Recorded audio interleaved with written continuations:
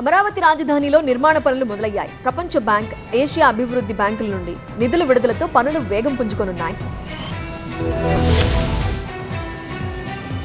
అమరావతి రాజధాని పరిధిలో తిరిగి పనులు ప్రారంభించేందుకు ఏపీ సర్కార్ శరవేగంగా ఏర్పాట్లు చేస్తోంది. దీనిలో భాగంగా రాజధాని అమరావతిలో శాశ్వత సచివాలయ టవర్లు, హైకోర్టు నిర్మాణాల పునాదుల్లో నిల్వ ఉన్న వర్షపు నీటి తొలగింపు పనులను సిఆర్డీఏ చేపట్టింది. సచివాలయ టవర్లకు వేసిన రాఫ్ట్ ఫౌండేషన్ దగ్గర నిల్వ ఉన్న నీటిని మోటార్ల ద్వారా తోడుతున్నారు. సచివాలయం, హైకోర్టు పునాదుల దగ్గర సుమారు 8 మీటర్ల లోతున నీరు నిల్వ ఉంది. 2 ట్రాక్టర్ మోటార్ల ద్వారా నీటిని తొలగిస్తున్నారు. తోడిన నీటిని పాలవాగులోకి పంపుతున్నారు సిఆర్డీఏ సిబ్బంది. పాలవాగు నుంచి ఆ నీటిని కృష్ణా నదిలోకి మళ్లీ గతంలో టీడీపీ సర్కార్ హయాంలో నిర్విరామంగా 72 గంటల పాటు రాఫ్ట్ ఫౌండేషన్ వేశారు కార్మికులు. తిరిగి అక్కడే శాశ్వత సచివాలయం నిర్మించాలని కూటమి ప్రభుత్వం నిర్ణయం తీసుకోవడంతో నీటిని తోడే పనిలో పడ్డారు సిబ్బంది. రాష్ట్ర సచివాలయ భవనాన్ని ప్రతిష్టాత్మకంగా నిర్మించాలని భావించిన అప్పటి టీడీపీ ప్రభుత్వం 40 నుంచి 50 అంతస్తులుండేలా 5 టవర్ల సముదాయాన్ని నిర్మించాలని భావించింది. 2018 డిసెంబర్ 27న నిర్మాణ పనులు ప్రారంభించారు. మళ్లీ 6 ఏళ్ల తర్వాత సరిగ్గా అదే సమయానికి ఇప్పుడు ముందస్తు పనులు మొదలు పెడుతుండడం విశేషం.